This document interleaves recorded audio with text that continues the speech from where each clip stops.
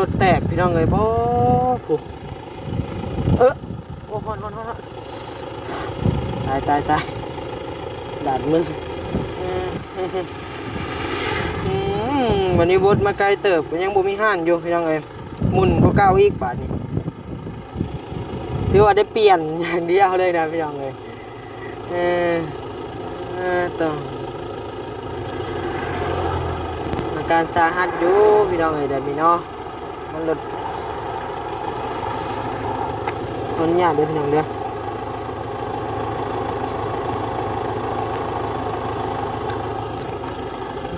เดี๋ยวเบิ่งวันนี้สิหากระเจลองเปลี่ยนเองลองเบิ่งเปลี่ยนได้บ่นะพี่น้องเนาะโดยตัว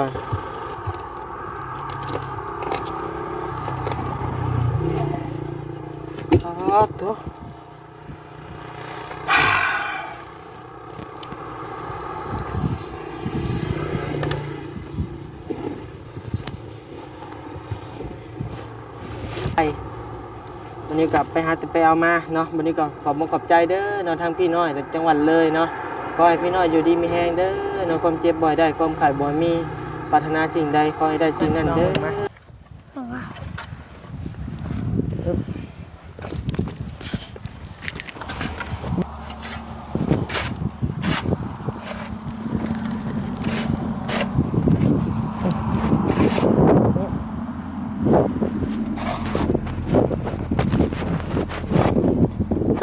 คือบรีว่าบ่เจียงมา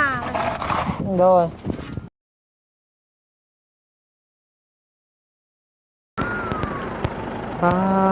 โธ่พี่น้องเลยเนาะเปิดคลิปเปิดภาพมาบาดนี้พี่น้องเลยเนาะมาเปิดสติรถบานิวนี่แล้วพี่น้องเลยเนาะ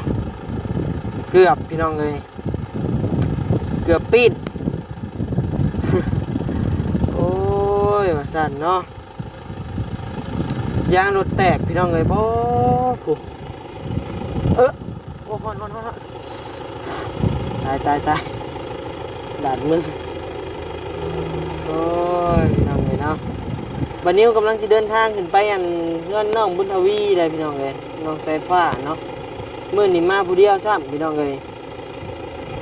เหมือนมาเจอเหตุการณ์แบบนี้โอ้ยพี่น้องเลยเนาะมันสิช่วยไปฮอดมื้อใดเงินคำกันยังบ่ค่อยมีอยู่พี่น้องเลยยังมีแต่แนวเป็นชักบาดโอ้ยเนาะแตกทั้งขาพี่น้องเลยน่าจะต้นมันแตกอยู่บนน่าจะบนนิ้วต้นคุมนี่แหละพี่น้องเลยเนาะต้มรถชายวุฒิรถโอ้ยว่าสัตว์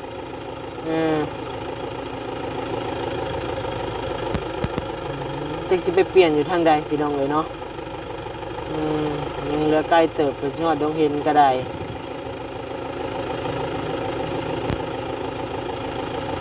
บดไปกับจักสิได้ด้วยบ่พี่น้องเลย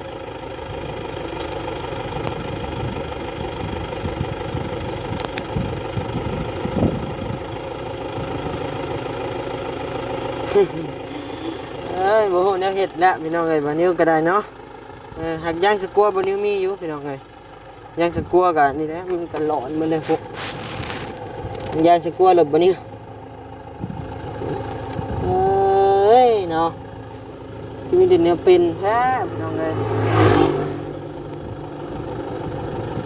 มาผู้เดียวซ้ำได้พี่น้องเอ้ยเนาะบ่นิ้วมื้อนี้เนาะเดินทางมาผู้เดียวเพราะว่าทางบ่ยาวเพิ่นยังค่าเวียกค่างานอยู่พี่น้องเอ้ยก็เลยว่าบัดนี้เดินทางมาก่อนเดี๋ยวให้ยาวสิออกมากับไอรี่ว่าซั่นแต่ว่าตอนนี้รถบัดนี้น่ะเรียบร้อยแล้วเกือบบ่รอดเด้พี่น้องเอ้ยเนาะมันแตกปึ้มหรือว่าสายวับรถโอ้ยเนาะ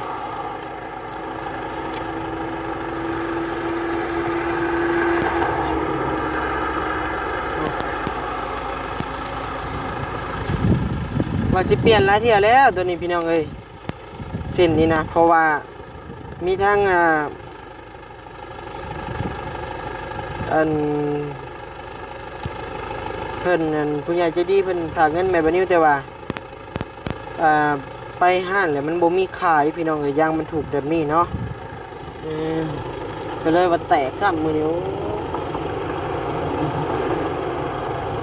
คือสิทะลุทั้งข้างเลยได้พี่น้องเอ้ย ขนาดว่ายางของแท้นี่อันบิ๊กต้นนี่พี่น้องเลยยางบิ๊กต้นของแท้ยางบรรทุกเนาะพี่น้องเนาะความหนาบนหนาก็ยังแตกเด้อพี่น้องเลยเนาะระมัดระวังการใช้ถนนคนทางพี่น้องเลยวันนี้ว่ามั่นใจสุดเลยได้นี่ว่าของแท้คักได้นี่ก็ยังแตกมันเก่าเนี่ยแหละพี่น้องเลยไปพูดแล้วพี่น้องเลยเนาะลองหล่อไปเบิ่งจะชิมีบอลใดแปลงรถนะพี่น้องเนาะพอให้เพิ่นเอาย่างสกวนยิงใส่ให้พี่น้องเลย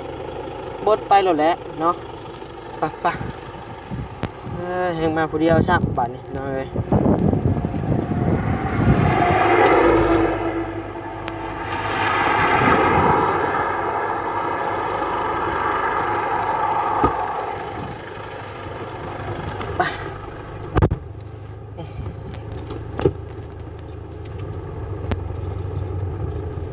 บดไปบดกันสิบเป็นยังหนุ่มตี้เนาะโอ้ดังเลยพี่น้องเลยดังแห้งเลยปับเดี๋ยวบันนี้วันก็เวลาขับรถกันนะพี่น้องเด้อเนาะเดี๋ยวเป็นยังไงบันนี้สิอัปเดตให้เบิ่งให้ชมใหม่เนาะโดยตัวพี่น้องทางเสียงเอาก่อนเนาะบุบับอยู่หากจำเป็นพี่น้องเลยต้องได้บดมาพี่น้องเลยต้องได้บดมาห้างเนาะชิดแต่ตอนนี้ก็ยังโบเห็นห้างอยู่พี่น้องเลยจักอยู่แถวใดห้างก็ได้เพราะว่าตอนนี้บันนี้กำลังเชี่ยวดงเห็นแต่ว่ายังบ่ฮอดในเมืองพี่น้องเลยนี่ห้างรถจักรเป็นกันแปลงกันอยู่บ่มันตามมันก่อนพี่น้องเลยโอ้ยพี่น้องเลยเนาะวันนี้บดมาไกลเติบยังบ่มีห้านอยู่พี่น้องเอ้ยหมุนก็เก้าอีกบาทนี่ถือว่าได้เปลี่ยนอย่างเดียวเลยนะพี่น้องเอ้ยต้องอาการสาหัสอยู่พี่น้องเอ้ยแต่พี่น้องมันลด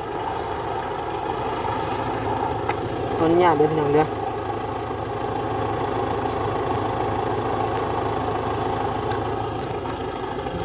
เดี๋ยวเบิ่งบัดนี้สิหากระแจลองเปลี่ยนเองลองเบิ่งเปลี่ยนได้บ่นะพี่น้องเนาะโดยมาบัดนี้พี่น้องเอ้ยเนาะเลาะไปหลาย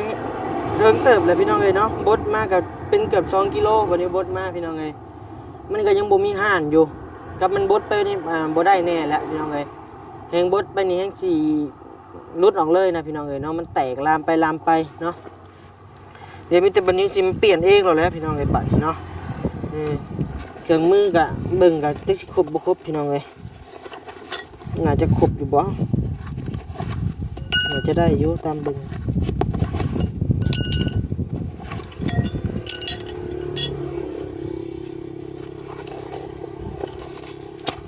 โอ้ยสวยพี่น้องเอ้ย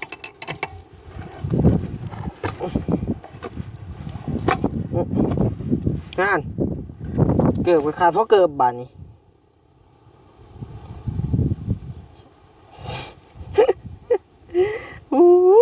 เนาะมีแต่เนี้ยเป็นโบเป็นตาสิแตกพี่น้องเอ้ย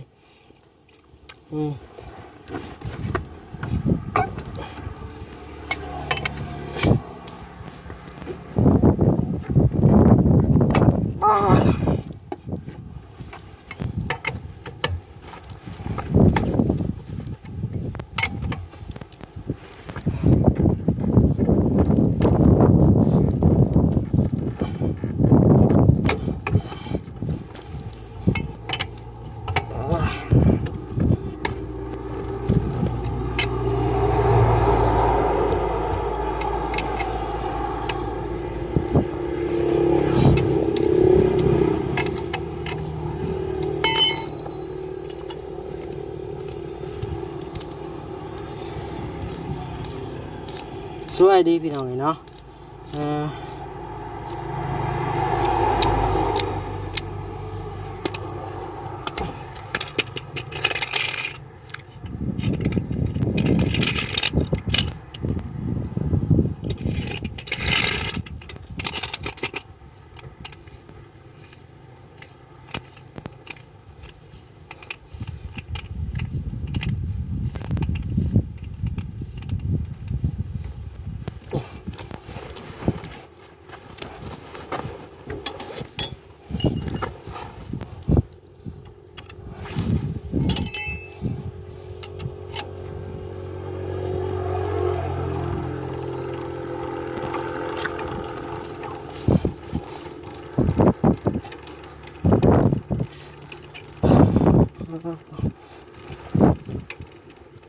รแต่ว่ายังมีอัน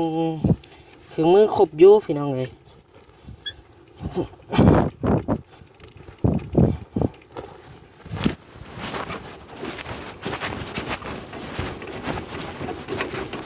ถือมือมาผู้เดียวซะพี่น้องเลยบัดนี้ก็ได้เนาะจังแม่นมาช่วย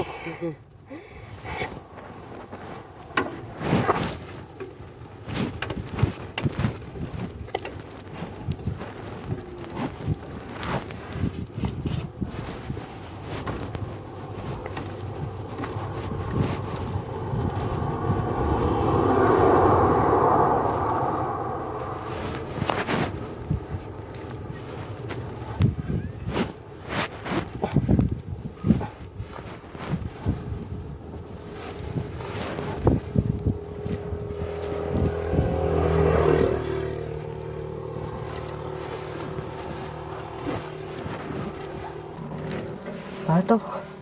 คลิปนี้ก็เมื่อยเติบพี่น้องเลย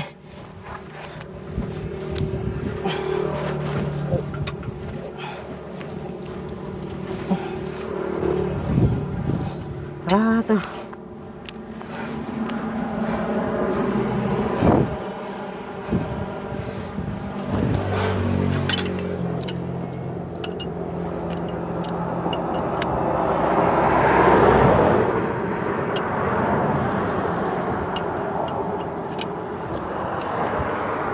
เดี๋ยวบัดนี้ไปเอาอันที่รถสกัวก่อนพี่น้องเอ้ยเนาะพี่น้องเอ้ยหันอันตีนสกัวมาแล้วตีนสกัวกับสกัวคักสกัวให้แน่เด้เนาะอันนี้ก็เสี่ยงกับกันแตกคือกันพี่น้องเอ้ยยางเก่าเขาเก็บมาใส่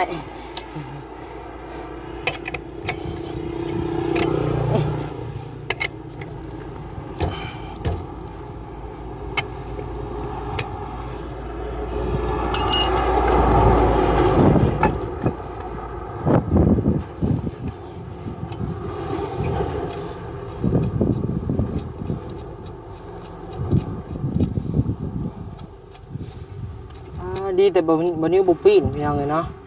เนี่ยมันแลนไว้นี่ปีนนะพี่น้องเลยใครอยู่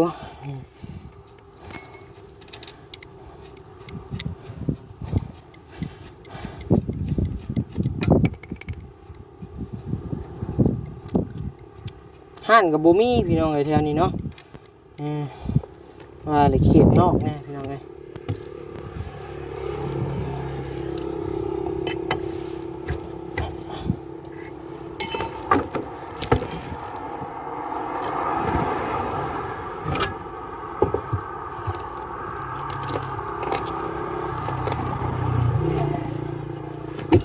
ตัว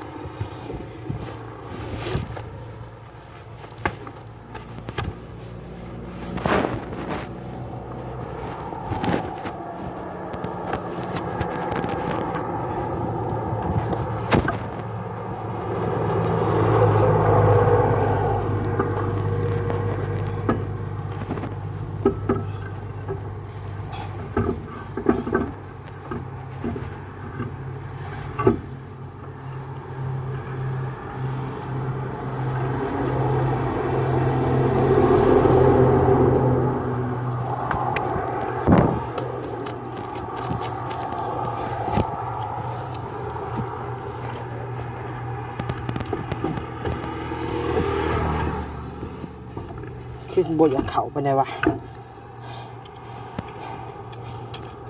ตัวเมื่อยพี่น้องเลย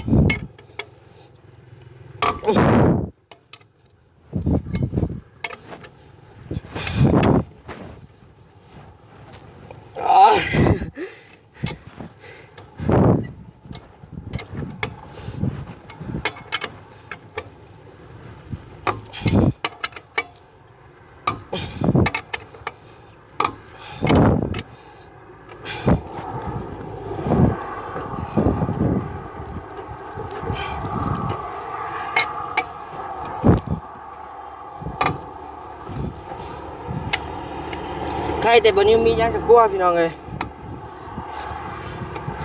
พี่น้องบ่มีย่างสกัวนี่จะไปซื้อย่างอยู่ใส่มาใส่เพราะมันบ่มีขาย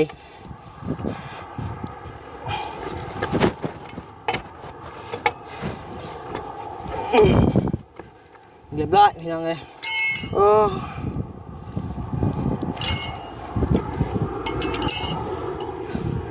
เอาเนาะพี่น้องเนาะมีแต่บันนี้กัดจีเอากิ๊กลงเลยกะเอาอันนี้ขึ้นกับบ้านเมียนเนาะเลยก็ไปพบไปพ่อกันอยู่เฮือนน้องบุญทวีผู้เด้อพี่น้องเด้อเนาะถือว่าบันนี้ก็ปลอดภัยแล้วพี่น้องเลยเนาะบ่ได้เป็นหยัง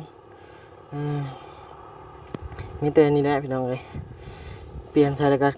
ขี่ไปก็ได้น้อยนึงอันนี้ก็พอดีเมื่อบ้านหรือจังสิเปลี่ยนพี่น้องเลยช่วยพี่น้องเลยเนาะขามันสิเป็นพี่น้องเลยบ่ตีดอกเนาะกับยางมันก็เก่าพร้อมแน่แล้วเงินคำก็แฮงบ่มีอยู่พี่น้องเลยแล้วแฮงมีแต่แนวเป็นอีกแล้วเนาะยางนี่ก็เส้นแล้วใช่วันนี้เปลี่ยนตอนน่ะเป็นเงินของแม่หักบานิวเนาะฝากมาให้บานิวเปลี่ยนเส้นละพันบาทนี่แหละเบื้องนั้นพี่น้องเลยอันนี้ก็ทั้งพี่น้อยเพิ่นก็พอดีได้พี่น้องเลยทั้งพี่น้อยเพิ่นโอนเงินแม่บานิว 2,000 มื้อนี้บานิวก็หาแต่หับมาเนาะ 2,000 บาทดีแหละพี่น้องเลยทั้งพี่น้อยเนาะทางจังหวัดเลยพี่น้องเลยเพิ่นว่าโอนให้บานิวเม่นเติมน้ำมูกน้ำมันว่าซั่นค่าอยู่ค่ากินเนาะไปเยี่ยมน้องสายผ้าบุญทวีแหละพี่น้องเลยเนาะใช้จ่าย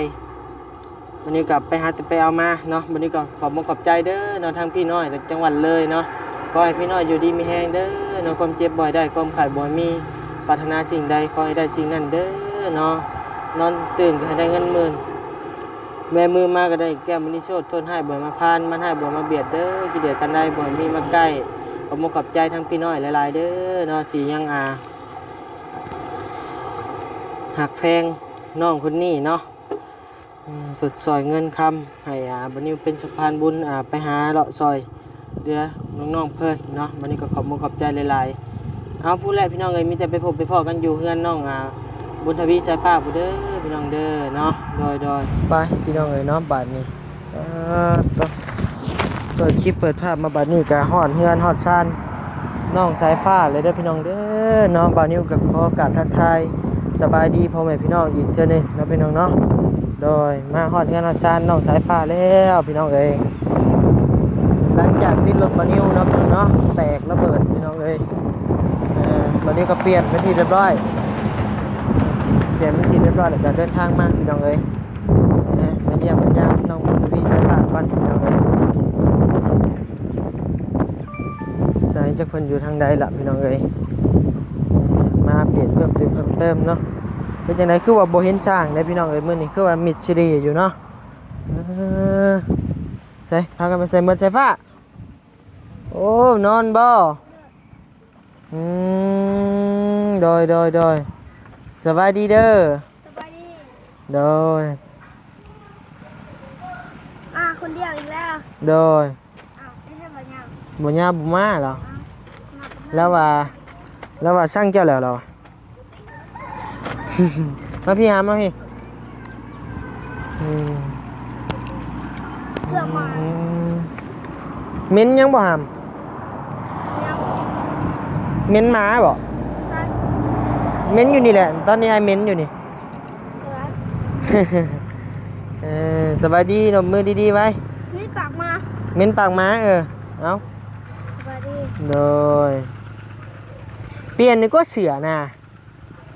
เน่าหมดแหละเขาเสือเขาเกี่ยวข้าวเกี่ยวข้าวบ่โดย เอาไอ้เอานี่มาผักอ่ะ เด้อ ขนมโดย มันยังบ่มาเลย บ่ยาวบ่มาเราสั่งจะแล้ว เงินยัง ประทานยาวมาพี่อย่าเพิ่งไปเป็นหมาบ่ โดย มาพี่มาพี่มาพี่มาเพิ่งป้าอันนะฮะ แม่ ขอบใจอันแม่มอมก่อน เขาใจได้ไหมแม่ เออขอให้เจ้าขายขนมดีๆเด้อวะนี่ ขอให้เจ้าขายขนมดีๆเด้อ สาธุเอาเดี๋ยว เขา เลยใส่ไอ้คือบ่เห็นสร้างมื้อนี้สร้างไปใส่ สร้างเพิ่นเมือง เมื่อวันก็ไม่บ่ โดย ยังบ่มาบ่ ห่าง อ้าว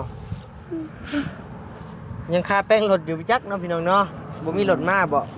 เพราะว่าบ่นิ้วก็ใกล้มากก็บ่ได้มีเบอร์แล้วนะพี่น้องเอ้ยสร้างยาวก็ได้ บ่ตาเขามาหา บ่ต้าเข้ามาบ่มื้อนี้ โดย กับไผแน่ จับเบาแซน บ่แซนก็มา โดยจับเบาซาลี บ่ซาลีพร้อม โดย โอ้ เขา เพิ่น มา มาได้เช้าผู้บ่ เพิ่นมาต้นด้นแม่นด้นบ่ได้แล้วเพิ่นก็มา อืม ผู้ละส่งคลิปเพิ่นเมื่อ ได้ผู้ละ2คลิป โดย โอ้คักแล้เนาะ โอ้อีกว่าเขาได้จักคลิปพี่น้องเอ้ย แล้วถ่าย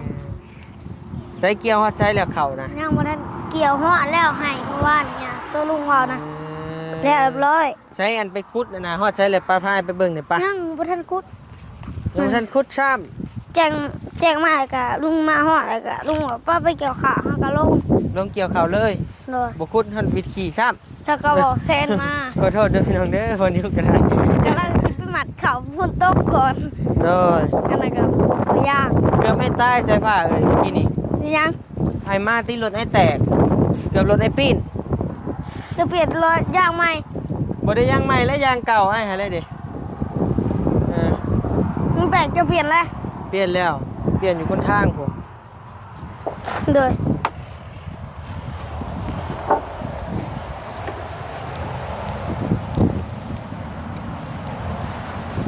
เอามาจะประทานเหย้าอีกสะดอก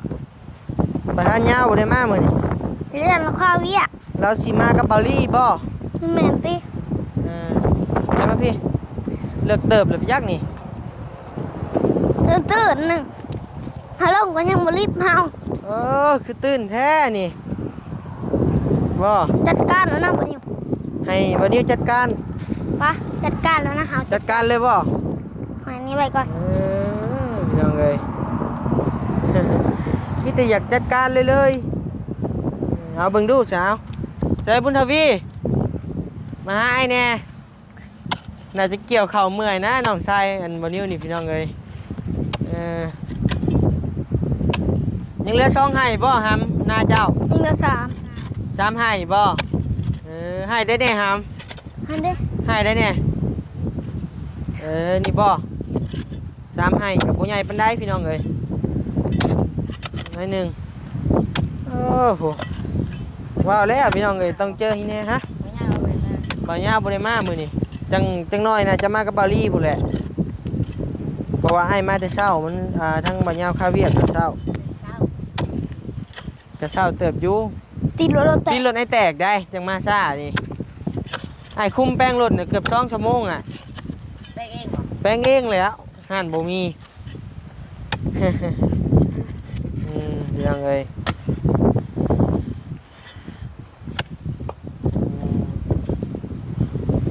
บดมาจนว่าย่างหมุนหลอดเกือบกระขาดพี่น้องเอ้ยจะเห็นได้ใด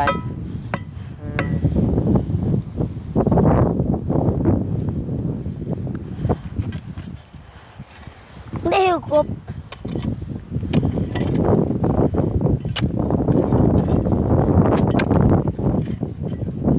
เอิบใส่เดี๋ยววันนี้ตั้งกล้องก่อนพุดใส่น้องพุดก่อนพี่น้องเลยจักเล็กจักหน่อยเนาะเอิบ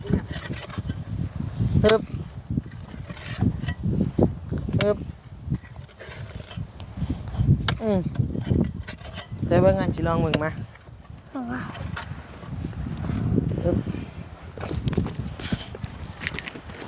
เบิกเกือบใหม่เลยวันนี้ก็ได้ เพราะว่าเกือบตอนนั้นขาดพี่น้องเลย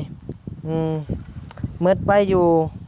200 กว่าบาทพี่น้องเลยบ่ได้แพงดอกเกือบก็ได้ซื้อ ชื่อในห้านเวียดเพิ่นพี่น้องเอ้ยห้านเวียดโอ้ยหินแห่เนาะ โดย อืม เพื่อนก่อนจะล่มดิ บ่ล่มดอกหินแห่พี่น้องเอ้ย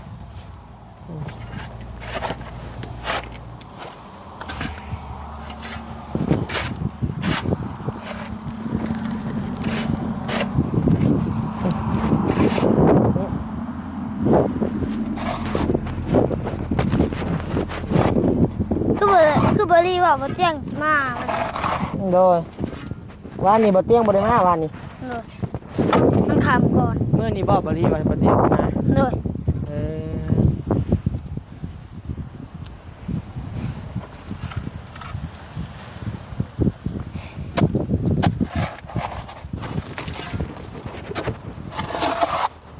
เจ๊คือโหครับ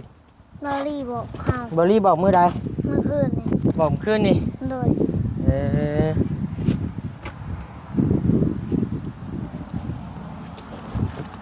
สิแล้วอยู่ว่า ฮะ ลึกยังอะไร คอยเฮ็ดนี่แหละเฮาก็ได้เอาบันมืออาชีพ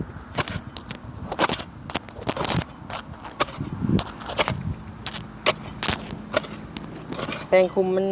กลมเสมอกันก่อนพี่น้องเอ้ย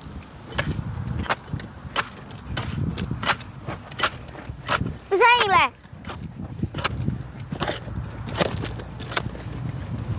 งานมีแต่เที่ยวเขาป่าไปกินมะขามหลายโพด เนี่ย ก็ กิน เถื่อ มะขาม ซ้ำเถื่อไอ้เขาป่าเนี่ย อื้อหือ ฮะอ้าวบูแล้วเจาะฮะอยู่นั่นเด้ พ่อบ่ว่าซั่นพี่น้องพี่น้องเนาะ อยู่ในผู้ย่างหันทุกวันว่าตาหมัดน่ะ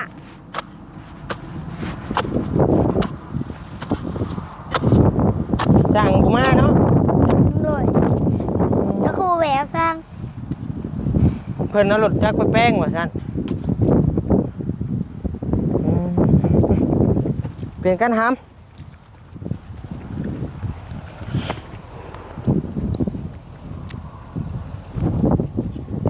กลึง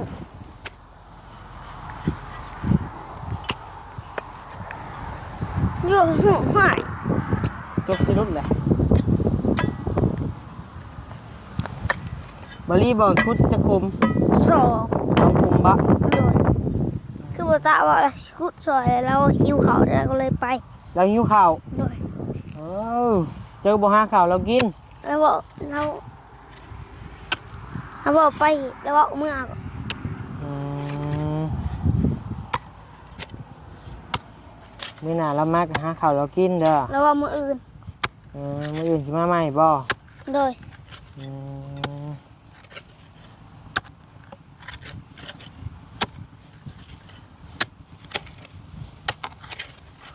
ฮึบฮึบ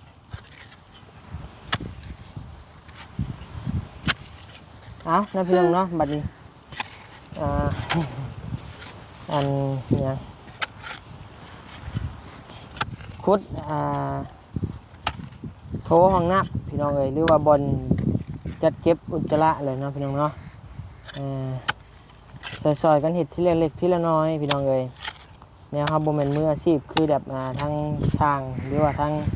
เพิ่นเห็ดตลอดนะพี่น้องเอ้ยเขาก็บ่ฮู้ว่าต้องขุดลงในใดทำได้พี่น้องเอ้ยแล้วก็บ่ฮู้เทคนิคการขุดนี่คือปะพี่น้องเอ้ยเมื่อยเจอแบกขุดหินแห่นี่เพื่อชีวิตสั้นหินแห่พี่น้องเอ้ยคอยขุดก็ได้ห้ามจะบ่เจ็บมือหินแห่นะ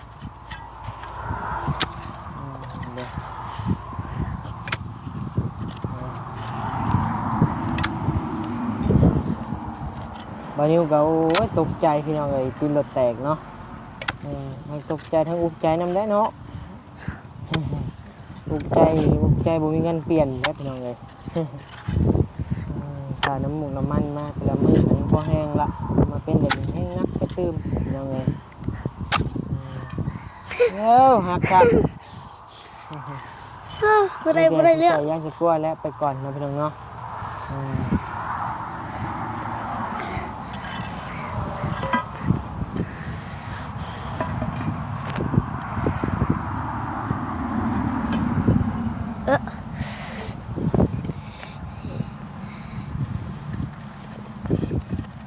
เดี๋ยวอันมือแรงจึงสิโทรถามทางอ้ายเพิ่นเปิดห้านมีอยู่บ่ย่างกินรถนะพี่น้องเนาะอันนี้ก็เดี๋ยวโทรถามอ้ายเพิ่นก่อนเพราะว่าอยู่ในเซโนบ่อนนี้อยู่นี่บ่มียางรถมนนี่พี่น้องเอ้ยต้องอยู่สวรรค์ในตัวเมืองถึงมีพี่น้องเอ้ยมีกับมีเป็นมือสองพี่น้องมือหนึ่งบ่มีคะแนนมือหนึ่งต้องอยู่หมุกไม่ว่าอยู่ฝั่งไทยนั่นแหละพี่น้องเอ้ยหลายยางมิชลินเนาะยางเกี่ยวกับรถบรรทุกนี่หลาย ไหนหู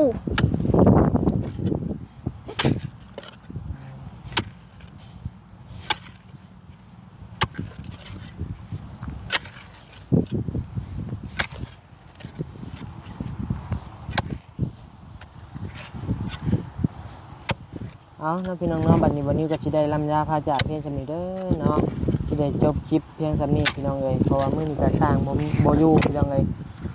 น่าจะได้พักเวียกมื้อหนึงบ่เนาะหรือว่าแนวใดพี่น้องเอ้ยต้องรอเบิ่งรอติดตามชมกันนะพี่น้องเนาะ